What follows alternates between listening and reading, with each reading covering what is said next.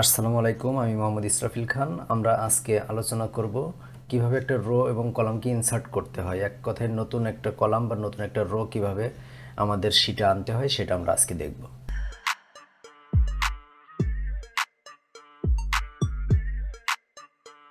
দেখেন, এখানে আমরা অনেকগুলা কলাম দেখতে পাচ্ছি এবং অনেকগুলা রো দেখতে পাচ্ছি।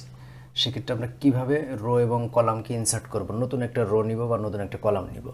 ধরুন আমার ডির এখানে আমার আর একটা কলাম দরকার। সেক্ষেত্রে আমরা কি করব, জাস্ট ওই কলামটাকে সিলেক্ট করে ডান বাটন প্রেস করে দেখুন এখানে লেখা আছে ইনসার্ট। জাস্ট ক্লিক করলে এখানে একটা ব্ল্যাঙ্ক ভ্যালু চলে আসবে। আপনি এখন আপনার প্রয়োজন মতো ডাটা এখানে দিতে পারবেন, যেটা সেটা লিখতে পারবেন। সেমভাবে আপনার যদি আরও দরকার হয় যে না আরও আপনার এখানে আরও ইনসার্ট করতে হবে, সেক্ষেত্রে আপনি আবার ডান বাটন ক্লিক করে ইনসার্ট করতে পারবেন। অথবা আপনি আরও অন্যভাবে করতে পারবেন। ধরেন এই কলমটাকে সিলেক্ট করে নিয়ে আপনি কন্ট্রোল চেপে ধরে জাস্ট প্লাসে ক্লিক করুন, দেখুন একাধিক কলাম তৈরি হয়ে যাচ্ছে।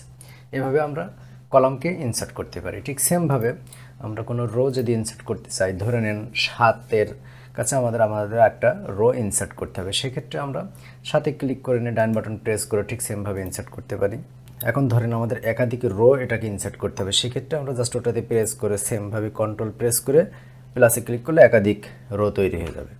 এখন যদি আরও এক জায়গায় তৈরি হয়, ধরেন 15-র এখানেও আমাদের তৈরি হবে, ঠিক সেমভাবে 15-র এখানে ক্লিক করে ডান বাটন প্রেস করে দেখেন এখানে ইনসার্ট করলেই অটোমেটিকলি আবার রো তৈরি হয়ে যাবে। ঠিক এইভাবে আমরা রো বা কলাম তৈরি করতে পারি। আশা করি আপনারা বুঝতে পেরেছেন কীভাবে একটা রো কলাম ইনসার্ট করতে হয়। যদি ভিডিওটি ভালো লেগে থাকে তাহলে অবশ্যই আমার চ্যানেলটিকে সাবস্ক্রাইব করে দিবেন। ধন্যবাদ সবাইকে। আসসালামু আলাইকুম।